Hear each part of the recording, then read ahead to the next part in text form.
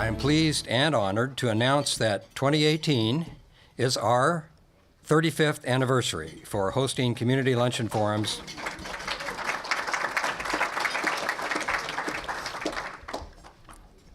to address topics of international interest. We thank our members, volunteers, and interns for making these forums possible since Microsoft introduced Windows Word as a word processing system to replace MS-DOS in 1983.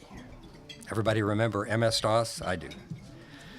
I want to acknowledge our university and community supporters, the University of Iowa's international programs, the University of Iowa's honors program, the University of Iowa Center for Public Policy, and the Stanley UI Foundation Support Organization for their wonderful financial support. And I thank today's special sponsors, Mace and K. Braverman and Midwest One Bank. We also thank City Channel 4 for professionally recording our programs for cablecast on City Channel 4 or 118-2 and the UI Library's digital archives. Now it is my pleasure to introduce Dr. Jeff Murray.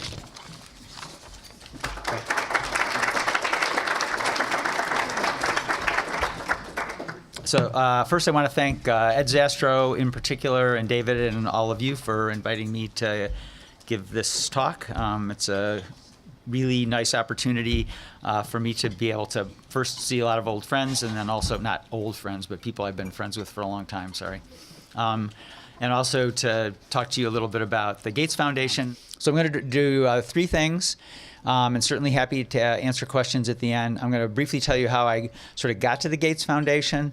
Then I'm going to talk about what the Gates Foundation is and how it works, mostly from my perspective in the group that I work in. And then I'm going to do a little bit of science-y stuff to give you a few examples from the work that I'm specifically involved in about how the Gates Foundation does its work to try to improve the outcomes of people in low resource settings. So my own exposure to global health first came when I was a brand new assistant professor here at the University of Iowa back in the mid-1980s. And I got involved with a volunteer medical organization that did surgery on children with cleft lip and palate. They do it around the world. It's Operation Smile, but at that time they were very actively involved in the Philippines, where there was a big need for this. There was only a couple of surgeons in all of the Philippines who knew how to repair these birth defects, and they were looking for pediatricians and people who could sort of help with the surgery process. So I initially went there as sort of a pediatrician helper, and at that time was also beginning some research projects on cleft lip and palate. So ultimately that turned into a very large component of the research work that our lab did, and there's a lot of people here, Nancy Weiland and others, who really helped us with that work over the years. I was part of a big collaborative team and effort doing the work. But I also, at that time, had the opportunity to be exposed to basically the sort of medical kinds of needs and things that were happening in the Philippines. And the slide that's up here, the little baby that's on your left, is a newborn infant that's about 4 or 5 days old who presented with, in this sort of posture where the baby is arching its back, who has what's called neonatal tetanus. So this is a tetanus infection that affects newborns. It's usually acquired because the umbilical cord gets cut with something non-sterile. At that time, very few mothers in low resource settings in the world had been immunized, so there was no transfer of immunity from the mother to the baby, and the babies then develop tetanus. And although it certainly is potentially treatable if they present early enough, in most cases in the Philippines, by the time babies from rural situations made it to the public hospitals, they were quite ill. This baby's an example of that. This baby died actually the night after I took this picture, in part because it presented so late, and in part because there's just no resources to properly take care of these babies, no ventilators and those kinds of things, or at least that was true in the mid-1980s, and no access to the antitoxin that's needed, into penicillin and so on as well. The little graph with the red bars shows you, and I know it's impossible to read from the back, but the tall one shows you that a little over 1 million infants a year were dying of neonatal tetanus in the early 1980s. So 1 million kids a year died of tetanus in the 1980s. I had done my pediatric training in the late 70s and the early 1980s. And I can tell you, when I went to the Philippines, I didn't even know that neonatal tetanus existed outside of textbooks. I'd certainly never seen a case. There were 0 cases in the United States in those years because of immunization programs. Yet around the world, 1 million kids a year were dying. And if you go to the far right-hand side of that graph where the little tiny red bar is, there still are about 40,000 kids a year who die of neonatal tetanus. 40,000, of course, is 40,000 too many, but it's way less than the million or 1.2 million that there were 30 years ago. So there has been an enormous improvement in these outcomes, and it would have been 1 million kids a year, year after year after year, if immunization programs through World Health Organization and UNICEF and others hadn't sort of stepped in to ramp up the immunization programs for these kids. So I basically was just dumbstruck by this. And in the subsequent years when I went back there, I saw not just many more cases of neonatal tetanus, but kids dying of malnutrition, kids dying of measles, kids dying of other vaccine-preventable diseases, kids dying for lack of antibiotics.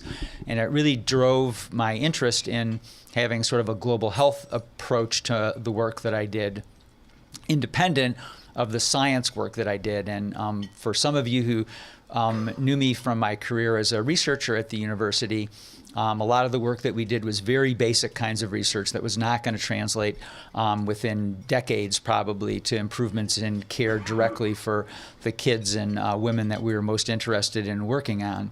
And so in about 5 years ago, a colleague that I had worked with on grant review committees who had himself gone to the Gates Foundation a couple of years before, Chris Wilson, was looking to get the Gates Foundation into doing work on preterm infants, which is not something that they'd worked on previously. And by that time in my career, I was probably spending half my time on birth defects research and half my time on preterm birth. I was working in the nurseries at the hospital, taking care of premature infants and of normal infants, and so it was basically a good fit for me. It took me about a year to finally make the decision to go there full time because I really loved my job and my work here and enjoyed students and enjoyed seeing patients and so on. But eventually I just saw this as an opportunity to do something that might have a more direct and global impact than the work that I had done before. So that was sort of where I got started with this. Okay, the Gates Foundation. So I went to the Gates Foundation. There's about 1,500 employees, most of them in Seattle. But we also have country offices in China, the UK, India, and in Washington, D.C.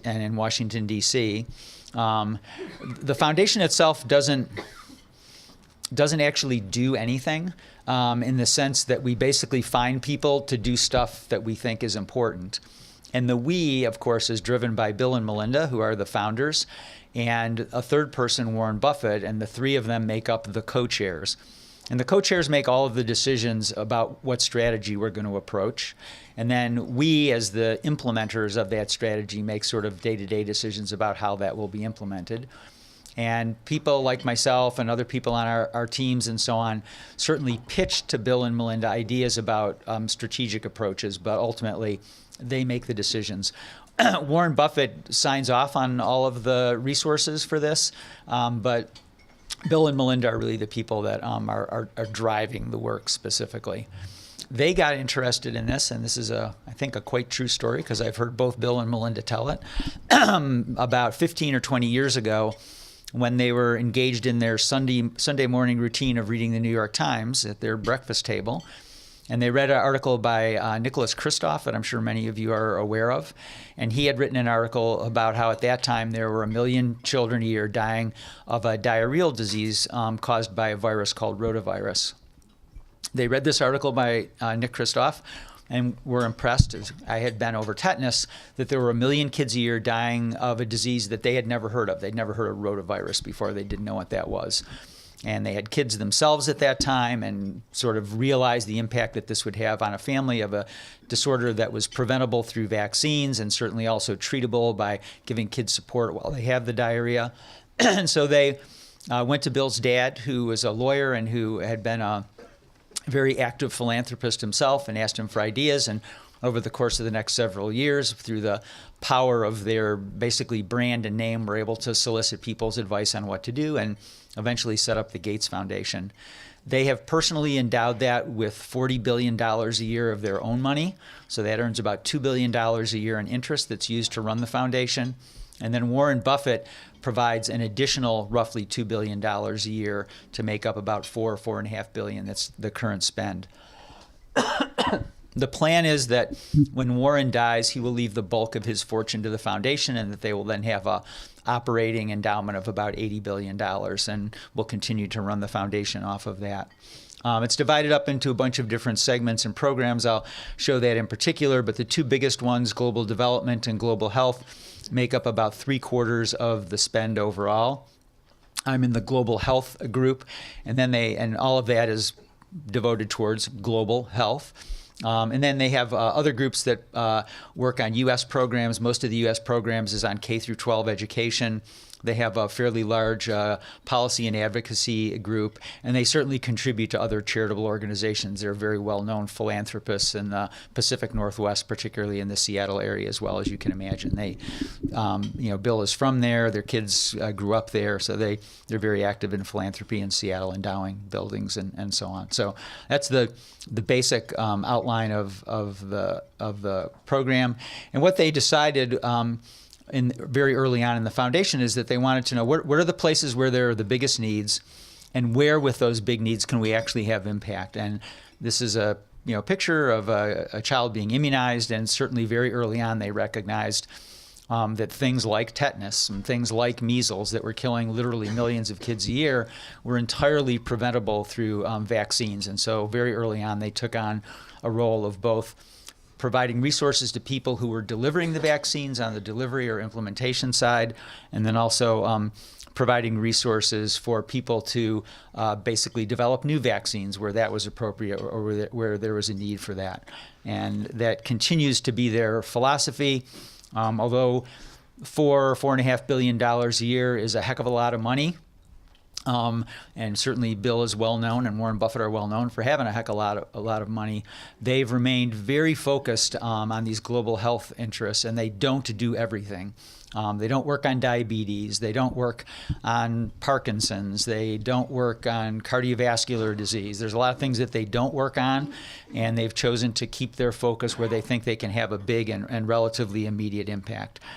In fact, if you do the sort of approximation math on this, it's fair to say that they're currently, through the work of the foundation, they're currently saving over 1 million lives a year internationally. Most of those kids, infants, kids, and women through the programs that deliver care or drugs and immunizations and so on to them. In the global health group that I'm involved in, and I'll show on the next slide kind of a broader structure of it, these are what our strategic foci are. And I know people in the back can't read this, so I'm going to kind of run down it fairly quickly. At the top are two diseases, polio and malaria, that their initial goal was to eradicate this over about a 20-25 year period. Polio, they're very close to doing that. In fact, functionally, polio has been eradicated. There's probably fewer than 100 cases in 2018. So it's and really almost never kills anybody anymore. So polio, they've had enormous success for, and will continue to work on that since it's a disease that only affects humans, to try to eliminate that entirely. Malaria, although they would like to eradicate it, it's quite widely recognized that that's going to take probably still decades to happen. But they've supported lots of vaccine development, bednet programs for prevention, mosquito control programs for prevention, and that will continue to be a long-term goal of eradication. For down the list for HIV and TB, tuberculosis, their goal is to reduce transmission, have fewer people get those diseases, although unlikely it'll be eradicated in the decades to come. For things like pneumonia and diarrheal diseases, they want to reduce the burden of those. Fewer people dying, people not getting sick as often. There's a whole group of diseases called neglected tropical diseases, NTDs, and there it's based on the individual pathogen. In some cases, eradication is a reasonable goal. In other cases, cases to reduce burden. Then they have a whole collection of things, maternal, neonatal, and child health, where I work, nutrition and family planning, and there the goal is to maximize both maternal and newborn health and ultimately their developmental progress as well. And then they have some programs that are kind of more generally oriented at the bottom. WSH is water, sanitation, and hygiene, so improving sanitation. There's still close to 800 million people a year who defecate in the open around the world, mostly in Asia and Africa, and so trying to come up with programs that will limit that. Agricultural improvements, they do a lot of work on animal vaccines and crop improvement and so on. And then FSP is financial services for the poor. This is ways of empowering particularly women. And Melinda, as I'm sure many of you know, has a very strong interest in working with adolescent girls and with women and enabling them to be better educated, more financially secure, to be able to be as independent within a household as they can be. And so there's quite a bit of effort that goes into that as well. The big structure of the foundation, again, the 3/4 of the budget that goes into global health and global development. Each of those is led by a president. Trevor Mundell is the president of the group that I'm involved in. Chris Elias is the president on the global development side. Global health is more oriented around discovery, research, finding the things that can be used to improve health.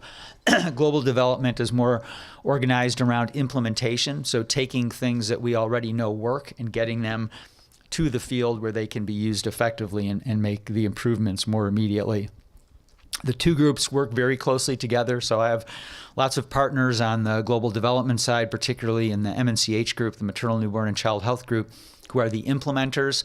And I'm constantly talking to them about, we have an idea for a new way to help treat preterm babies. Is this something that you think would have legs in Asia or in Africa that would be implementable, that would be financially practical, that people would be able to use, et cetera? And if the answer is yes, then we may go ahead with that work. If the answer is no, this is going to be impractical, it's going to cost too much, people won't accept it because of the culture, it's not deliverable in these environments, then we usually won't pursue those kinds of things because they won't eventually have the legs that we need for it. And then on the top left under global health is what's called Discovery and Translational Sciences. That's headed by Chris Karp. It was originally headed by Chris Wilson. That was the person that recruited me to it. And then that's subdivided into 4 individual groups, one of which, the family health group, is the group that I'm involved in. And our focus, as you'll see in a second, is primarily around the first couple of years of life, and particularly the prenatal, natal, and immediately postnatal period for moms and babies, and the work that we do there.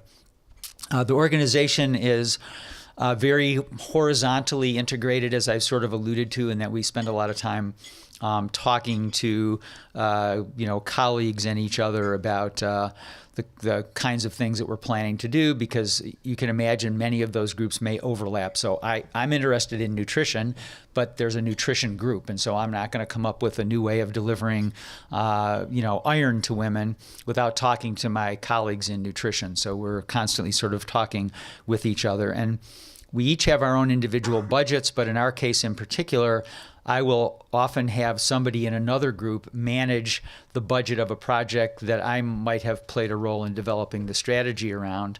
And in turn, another group may develop a program and fund it, but ask me to manage it because it's more in my area of expertise. So that's another nice way that we are integrated. This slide sort of shows how we actually make our investments. As I said, we don't do anything ourselves. We find people to do that work. And we have a whole bunch of different ways of doing that, and I'll run through this really quickly. Grand Challenges is something that Bill started over a decade ago, which are usually very big challenges, sometimes up to $100 million, to address major problems in highly innovative and creative ways. And we usually have 1 or 2 rounds of those in any given year. Sometimes they're literally for $100 million, sometimes they're for $10 million, but they're really big, highly and meant to be highly innovative but highly impactful projects. And when I say highly innovative, that incorporates the recognition that if you're going to do something innovative and creative, most of the time it's going to fail. And one of the coolest things about Bill is that he is very aware that things are going to fail. And in fact, if we're doing a bunch of stuff and everything seems like it's going well and succeeding, he will really push back hard on us around that, in the sense that he doesn't expect everything to succeed. And if it is, you're probably not being creative or taking a big enough risk to be transformative. So lots of what we do doesn't work, and there's a recognition that as long as a small number of things do, that you will still end up having a really big impact. We have a smaller set of grants called Grand Challenges Explorations. There's usually 6 calls or so for these a year. These are $100,000 grants that all you have to do is have an idea, and in 1 or 2 pages present that idea around the 6 or so different topics that will come out each year. And if you can convince the review group that your idea is cool, you'll get $100,000. You don't have to have any preliminary data. You don't have to have a university connection. You know, we've had people working out of garages who've gotten these $100,000 things. I've personally had a graduate student who is in her 2nd year of graduate school who got $100,000 for a cool idea.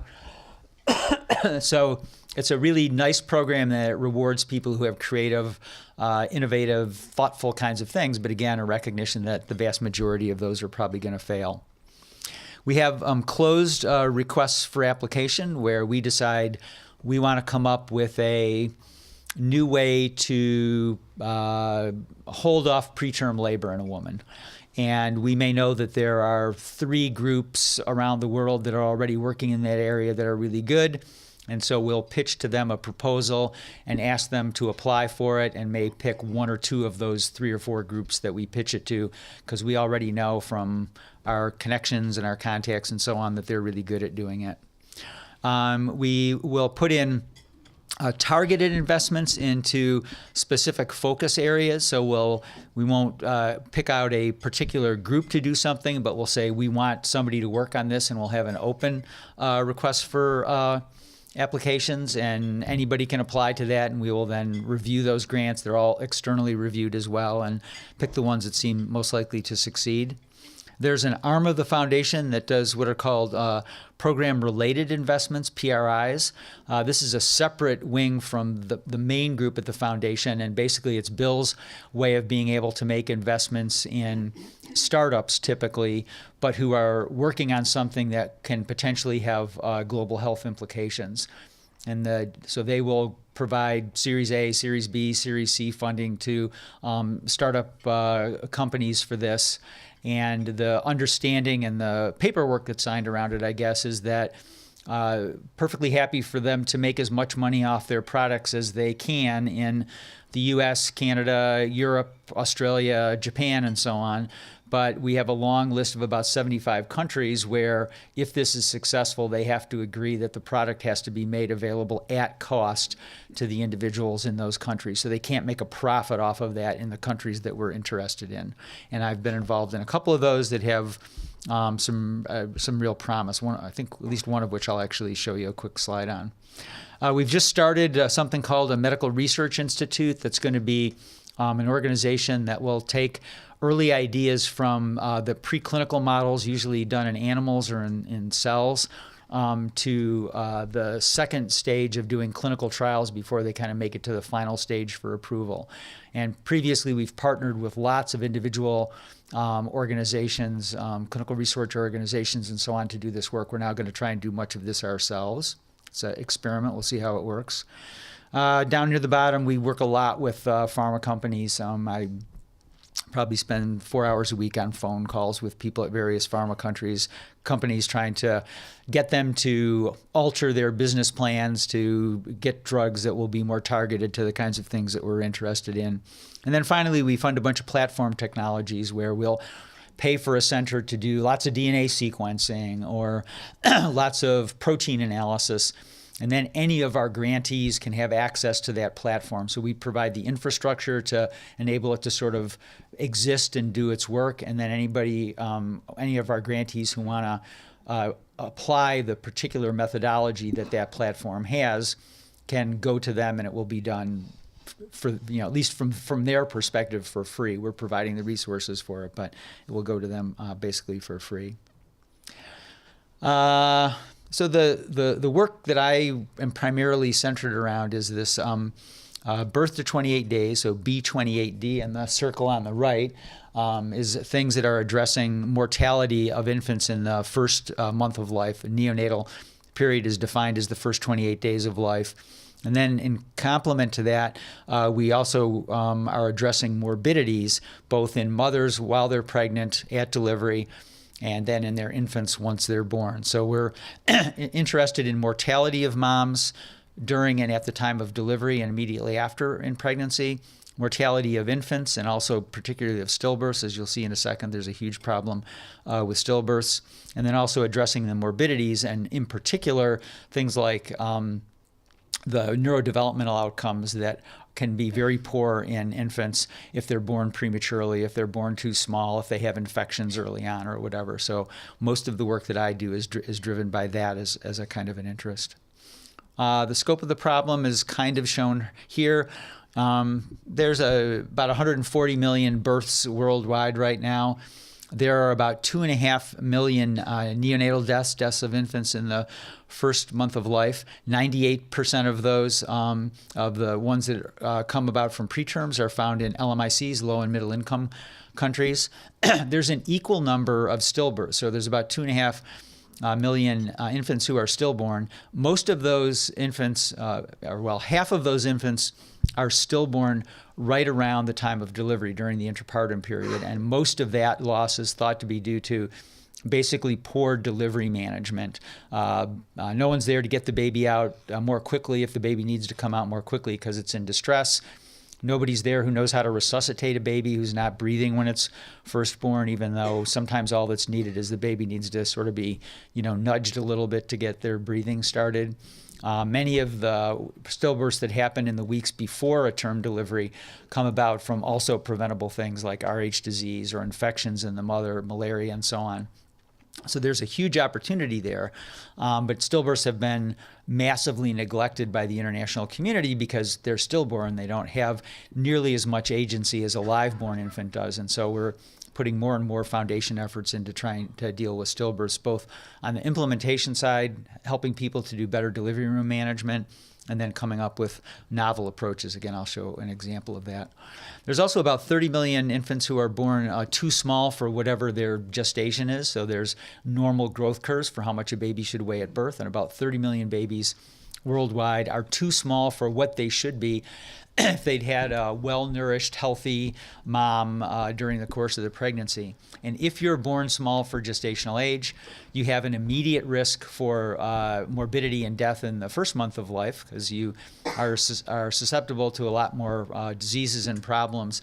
And you have an ongoing risk for both poor growth as well as for poor neurodevelopment. And so we spend a lot of time looking at that. And then the map is just one of these maps that shows the burden of neonatal mortality if you drew countries by the proportion of neonatal deaths rather than their geographic side. And obviously, as you can see, there's little thin things for Europe, North and South America, and then Africa and South Asia in particular are gigantic. So that's where almost all of the work that I do is focused. Almost all of my effort is focused in those places. And I guess just very briefly, what I do specifically is I, with other people on the team, help design strategies, come up with ideas for new ways of doing things, identify partners who may be able to carry out that kind of work, basically do the research, and through one or more of those mechanisms that I showed earlier, then oversee the review process for that, shape those grants with the individual grantees to make sure it's completely aligned with our strategy, and then manage those grants. So I spend a lot of time going overseas to the geographies that we work in, first to make sure that grantees there have the capacity to do the work, and then secondly to make sure that the work is going on and going well. And I often have to tell people that we're not the NIH in the sense that once you get that grant, we're going to continue to be very aggressive managers of it. And if you're failing to meet milestones, you need to do more than just write a couple of sentences saying that, there were a lot of vacation days in December and so you didn't get the work done. There has to be a better explanation. And if there's not a good explanation, or if the work is just not productive, it's just not going the way it should go, we will cut off those grants 2 years in, 3 years in, whatever, and spend those resources somewhere else so that we can make sure that the programs are progressing as they should. We certainly, as I said, understand when they don't get a positive result. That's part of the game. But if they're not getting positive results because they're just not doing the work, then the grant will be over. Okay, I'm going to run through now pretty quickly a few specific examples of some things that that we're involved in, and some of these are going to be pretty sciencey, so I apologize for the non-sciencey people, but I'll try to give a high-level understanding of why it is that's an important question, if I can do that. So the first thing is gestational age assessment. So in the U.S., women know how far along they are in the pregnancy because almost every woman will have an ultrasound early in pregnancy. And ultrasounds, by measuring the size of the baby or the various parts of the baby, is very accurate at determining what gestational age is. There are other ways to do that. Traditionally, it was done by a woman recognizing when her last menstrual period was. And that's a pretty good estimate as well. Ultrasound is better than that, but the last menstrual period is pretty good. There are other ways of doing it also. You can measure how big the uterus is with a tape measure. When I was a medical student, that was one of my jobs. And then there are some fancier ways of doing it in high-resource settings by looking at blood samples in moms and some of the analytes in the blood samples as well. It's really important to know the gestational age before birth so that you can make predictions about how to manage the pregnancy, particularly in its late stages. If a woman goes into early labor, the fetus may benefit from getting a steroid injection into the mom that can improve its lung maturity, for example, or of referring her when she's in labor to a place that can manage a premature infant. If you don't know how far along she is, you can't deliver those kinds of interventions or prevention. So it's really important to know that. And then it's also important to know gestational age at birth, even if you don't have this prior information. The vast majority of women in our settings know ultrasound is available. They don't know what a last menstrual period is, and they certainly don't remember when it was when you ask them when the baby delivers, 8 months after their last menstrual period. Or they tie things like that to holidays. And so all they can remember is my last menstrual period was, the first day of Ramadan. And, that's probably plus or minus a month. So it's a really inaccurate estimate. So there are clinical ways you can assess this in newborns. You can look at physical properties of the baby. You can look at some of its neurodevelopmental aspects. And then there are some other things as well. But we were struck a few years ago that in the U.S. and other developed places, essentially every baby gets a test done, a blood spot test, a heel stick done at birth, to look for rare, usually genetic diseases, things like cystic fibrosis and PKU and hypothyroidism and so on. And it was recognized that the values that you use to assess whether a baby has one of those things often had to be adjusted for the gestational age of the infant. The values are different in a 30-week infant than they are in a 40-week infant. So we got the idea that you could flip that over and use the values themselves to predict what the gestational age was.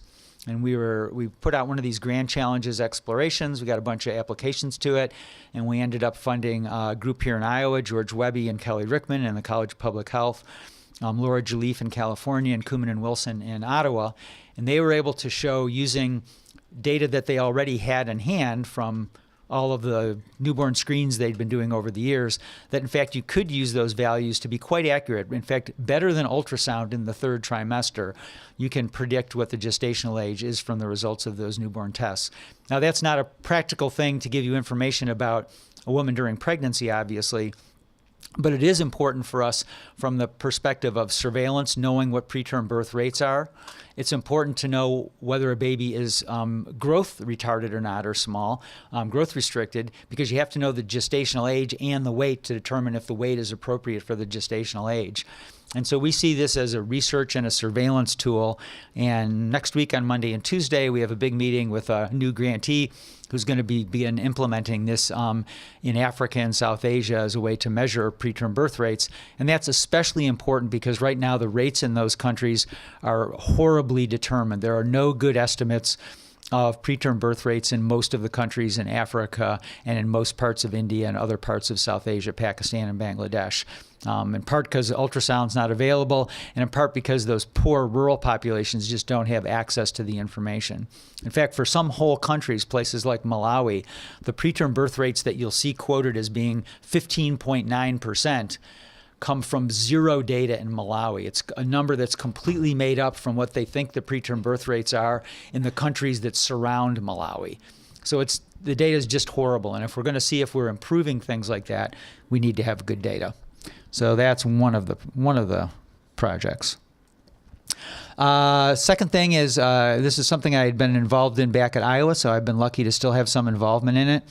This is PTB is preterm birth, and we don't understand what the cause of this. There are many causes of it and many contributors to it, but we were fortunate not too long after I went to the foundation to develop a partnership with Lou Mugley at Cincinnati Children's Hospital, who did a genetic study called a genome-wide association, where they looked at several million different genetic variants across the entire human genome. They did this in conjunction with a for-profit company called 23andMe that had data on almost 50,000 pregnancies in terms of both genetics data and gestational age data. And they were able to find a handful of different genes that were associated with either how long the pregnancy went or whether the baby was born preterm or not, or both. And this little symbols and peaks and stuff is just sort of an illustration from their publication from last fall. But the important one is the second highest one on the left, that's EEFSEC, which is a gene that's involved in selenium metabolism. Selenium is a rare mineral, or relatively rare mineral, that's a micronutrient that's required for human health and is found in some human proteins. There'd been some previous work suggesting that low selenium levels were associated with preterm birth and with preeclampsia done in high resource settings. And so Lou is now trying to replicate this in several large studies that we have ongoing in Africa and South Asia, looking at both selenium measures themselves and at the genetics of it. And the reason that we're excited about this is that selenium as a micronutrient is relatively easy to get into food supplies. So it can be put as a supplement into foodstuffs, kind of the way folic acid is. It can be supplemented directly through pills, through prenatal vitamins, for example. It can be put into the soil. Lots of literature in the agricultural field on selenium in the soil. So it's one of those things where we don't know that this is going to pay off, but if it did pay off, it's something that would be simple and cheap to do. So we're kind of excited about it. Bill actually said that of all the things that the foundation did in 2017, this was the one he was going to remember the most. So may not turn out to be true, but Bill gets that, so we'll see. Primary prevention. So I mentioned earlier that most of the cases of stillbirths, or half of the cases of stillbirth, something bad happens during delivery. One of the bad things that can happen is babies get stuck in the delivery process and they can't sort of make it that last few inches out.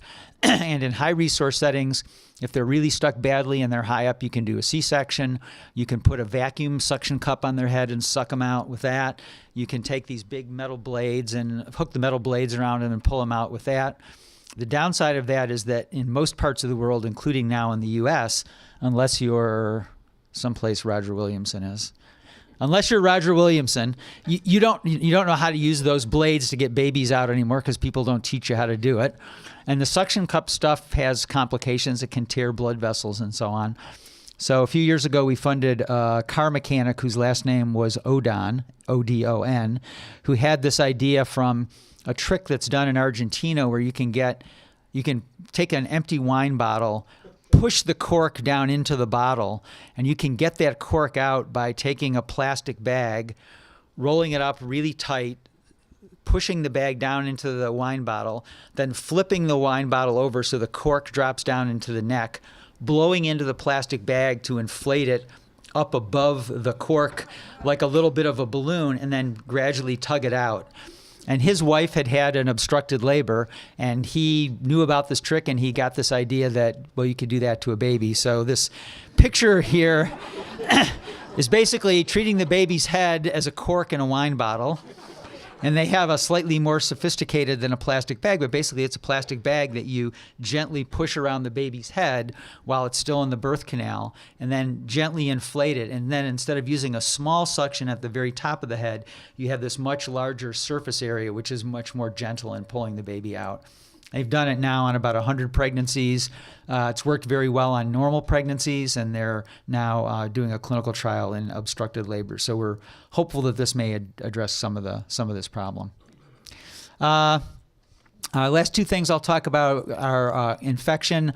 This is mostly just to say that we do a lot of work on infection in babies. It's one of the 3 biggest killers of newborns in the first year of life. There's lots of problems with it. Even in the U.S., only about 5 or 10% of the babies that we call infected actually grow bacteria or virus or have it detected from their blood or from their spinal fluid. And so we treat a lot of babies who may not have an infection but probably have something else. And that's led to this increasing problem of drug resistance to the antibiotics that are used. And many of you will have certainly heard stories on the news about that. So we're interested in finding better ways to be more specific about which babies we can treat. What are the things that look like infection but aren't, things like low blood sugar or low temperatures? And then are there new ways of diagnosing infection? So, for example, can we distinguish between bacterial and viral infection, where if it's a viral infection, antibiotics aren't going to help, but they're still going to contribute to drug resistance down the road. So we do a lot of work on this, and we're in particular looking at some very novel approaches to treating those infections that don't involve traditional drug antibiotics, so things like monoclonal antibodies or bacteriophage to treat the infections. And then the last thing are 2 problems that occur after birth in infants: jaundice, this yellow color that lots of babies get, and low blood sugar. And right now, jaundice is usually pretty easy to both detect and treat. Many of you will have had experience with this with either your own kids or grandkids. Lots of different recognized causes, but there are probably well in excess of 100,000 kids a year who die just from Rh disease as a cause of their jaundice. And then many more, another probably close to 100,000, who die of other causes of jaundice, blood group incompatibilities, infection, and so on. But the tool that's commonly used as a screening test for this is a little light meter that detects how intense the yellow color is. It costs $6,000. Every baby needs to have this done. It just shines light on the baby. It's really quick and easy to do. But it costs $6,000, and there's no way we can put a $6,000 instrument into every little clinic in every little rural area of India and Africa. And so we're funding some people to look at making these instruments much more cheaply and looking at the epidemiology of it. And then last one, low blood sugar. This is a almost universal complication of babies who are small at birth, whether they're preterm or just undergrown. And so we're trying to come up with easy ways of recognizing and treating that as well. And then I will just close by thanking all the people that I work with at the Gates Foundation, particularly Chris Wilson, who brought me in. The grantees that we work with, I work with just some incredibly smart, dedicated, fantastic people. It's wonderful to, I say this all the time, it's still true. Every meeting I go to at the Gates Foundation, I'm the dumbest person in the room. I've learned so much from colleagues and other people there. It's just it's a terrific opportunity and a wonderful job. And then my family, who's been super supportive of me initially, my 3 kids, Ryan, Chris, and Katie, and then our now 4 grandchildren, Fatima and Ellie, to our son Chris on the left, and Tagore and Vera, who are my son Ryan's 2 kids. Actually, I'm going to do one last thing. Tell me if you think you know who Tagore was named after. Raise your hand. I expected that you would. Cool. It's usually 0 people, so the fact that there's at least 5 or 6 people here, that's pretty cool. He was the first non-Caucasian to win the Nobel Prize in Literature. He was a poet, artist, writer in India, but he also wrote national anthems for Bangladesh and for Sri Lanka. And my son's wife is Sri Lankan, so their son, of the twins, the boy is named Tagore. Okay, I'm done. Questions?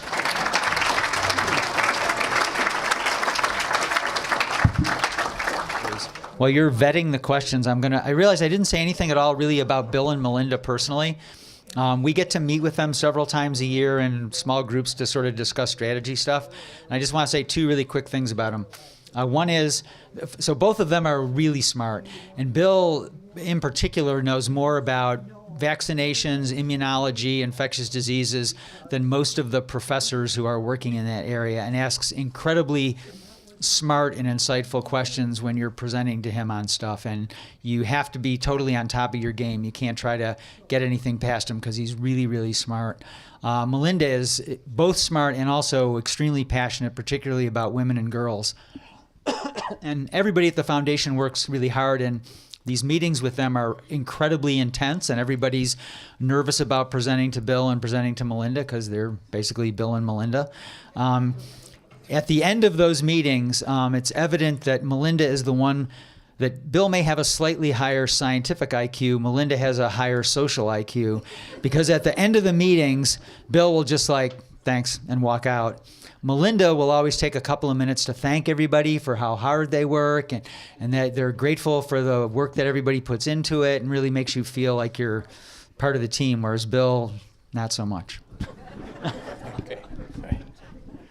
Okay, we have some good questions. First one is, what is known regarding the impact on population growth and life expectancy of the interventions you have described? Oh, that's a great question. So there's a really interesting metric around population growth. So one of the concerns is, maybe implicit in this question, maybe not, is that if you save more lives, that then populations will increase and that itself can be a burden on future generations. What most of the data shows so far is that as more children, for example, survive because of immunizations or treatment of infectious diseases, that family sizes decrease. So there's this increase in the number of kids who survive, but a decrease in the number of kids who are born. So in populations like the Philippines, where family sizes used to be 8, the family sizes are now down to 3, but the mortality used to be 50%. And so there's a kind of a appropriate, hopefully, a nice trade-off between those two. And then life expectancy, except for the burden of the HIV epidemic, which many of you know will actually decreased life expectancy in Africa, in particular, for quite a long period of time, is certainly going up in all of the non-African countries and has been recovering for the last 5 or 10 years in Africa as well. So life expectancy is certainly going up as well. So net population growth still is increasing, but again, there's a whole group at the foundation that's very dedicated to family planning. And in fact, when the current administration came in and sort of abrogated the Mexico agreements around providing family planning resources to groups who might also have a wing that were involved in abortion or even just in family planning, the foundation redirected several $100 million into family planning from other work so that they could make up for loss of resources that were coming from the U.S. government. Okay, what do you find as the fundamental difference of working within an academic setting versus within the nonprofit philanthropic sector, if any?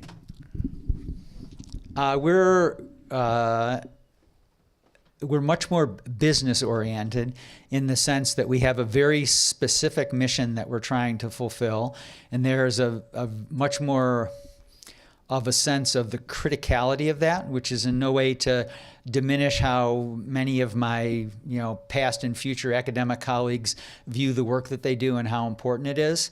But I think within the foundation there's a real sense that every day, I actually did this calculation once, every day every person at the foundation potentially can save 3 lives. And there's a real sense that you should still be saving lives on Saturday and Sunday too. Doesn't mean that we work 100 hours a week, because people have real lives, and Bill and Melinda and the presidents are very good about making sure that people have real lives and spend time with their own families and so on. But there's much more of a sense of accountability than I felt when I had NIH grants, where I knew if I got my NIH grant, I could really pretty much do what I wanted with it. And the only consequence would be 5 years later when it came up for renewal, if I did something that didn't get anything done at all, but if I did something useful, then I was still going to be able to get it renewed. As I said earlier at Gates, I'm on phone calls with people, doing site visits at their sites, literally 50% of the time. And people have to be very accountable for what they're doing, because we are really trained to be good stewards of the resources that we have to distribute, and recognize that if one person's not using it well, then we need to get that money to somebody who will use it well. There are many things I miss, however. I mean, I have really smart previous academic colleagues at Gates, but it's certainly within the university environment. It's a much richer and deeper resource of people who are very knowledgeable about the science. And I really miss students. I miss grad students and postdocs, and I miss clinical medicine. I miss taking care of babies a lot. Can you talk more about the process of involving local groups working on these issues in target countries? Yeah, so I can certainly talk about it generically. And many of the foundation employees come from those cultures themselves. So if you walk through the halls of Gates, you will constantly be hearing people speaking in, non-English languages to each other, and you will see that our workforce is very diverse, at least in terms of skin color and appearance. And that's because we hire lots of people from local communities to now serve in the particular roles that we have. There's a very strong culture of recognizing that, we can't be the ones who just come in and say, you need to give your kid this polio shot because it's good for him. But you have to find out what are the cultural understandings of shots versus oral indications, or what are people's views on medicine, so on and so on. And I think, I can't vouch for every single person at the foundation. The vast majority of the people there, if they don't come from those cultures, have worked in those cultures themselves, often for many years. A lot of our program officers will have been, Peace Corps volunteers and then done an MPH where they spent 2 more years, in the field in Tanzania or whatever. So I think people are acutely aware of that. Doesn't mean that we don't still make mistakes and mess up on things, but I think people are acutely aware of the need to be, not just culturally sensitive, but to really find ways to be embedded in that culture and to have the people who are delivering the programs be the people who are parts of that community and not, parachuting in and flying back out. This question from one of our students, I assume. How do young people or young professionals interested in global health get involved with the Gates Foundation? So there's a bunch of ways. So one is this is a much longer shot, but you can apply for a grant if you got a good idea. And like I said, and please do. And we have lots of people who do that.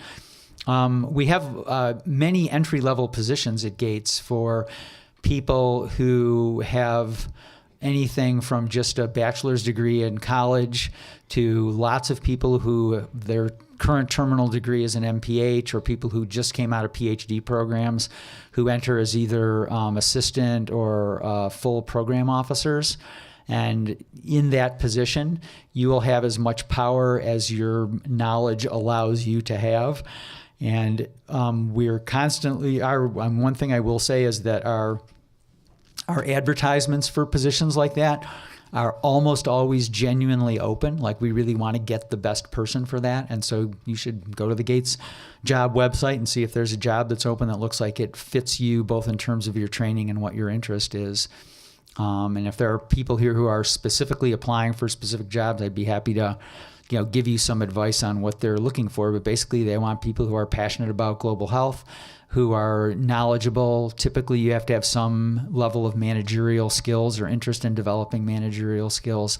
The one thing I will say is that it's different than academics in the sense that for most people, it's not the final long-term career placement. So most people don't enter as right out of a PhD program or an MD program and then stay there until they become the CEO. It's very pyramidal in its structure, and so typically people come there either after a few years in the, quote, real world and bring that experience to Gates and are there then for 5 or 10 years, or go there right out of a training program and spend 5 or 8 years at Gates and then go to something else.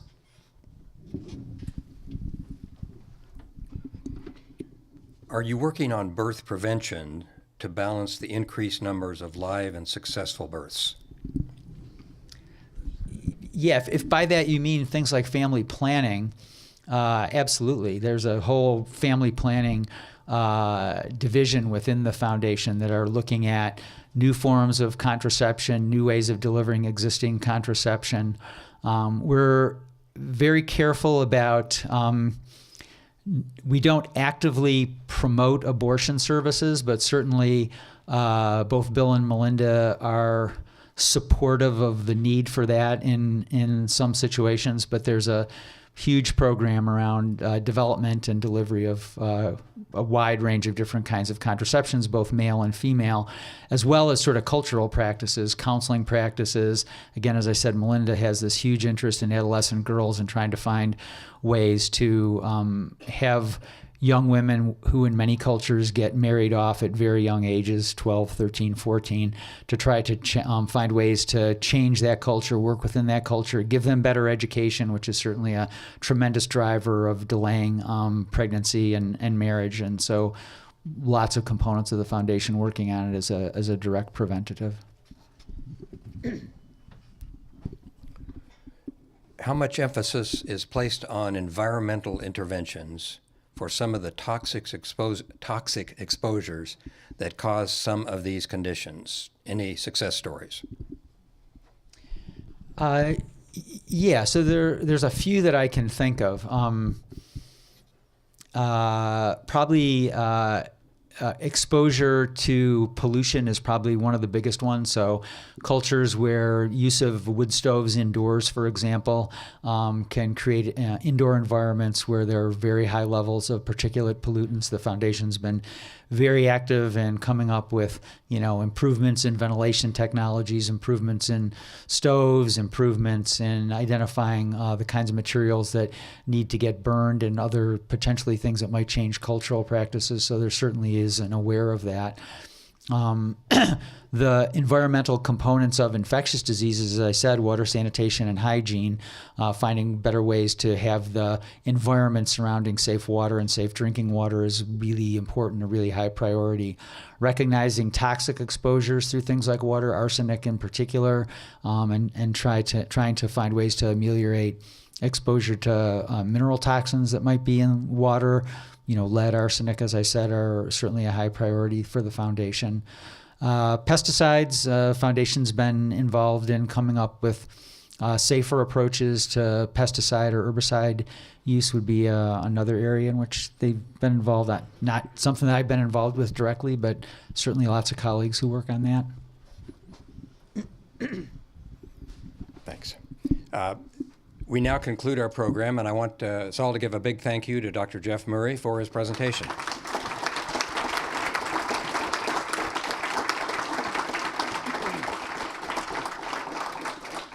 We also thank our sponsors, the University of Iowa's International Programs, the University of Iowa's Honors Program, University of Iowa Public Policy Center, and the Stanley UI Foundation Support Organization for their generous support, and today's special sponsors, Mace and Kay Braverman, Midwest One Bank, and we thank City Channel 4 for making our programs available to viewing audiences. And Jeff, as a small token of our appreciation, we present you with our coveted Iowa City Foreign Relations Council mug. Oh my God, are you serious? I'm serious. This is the best day of my life. Thank you. We are adjourned.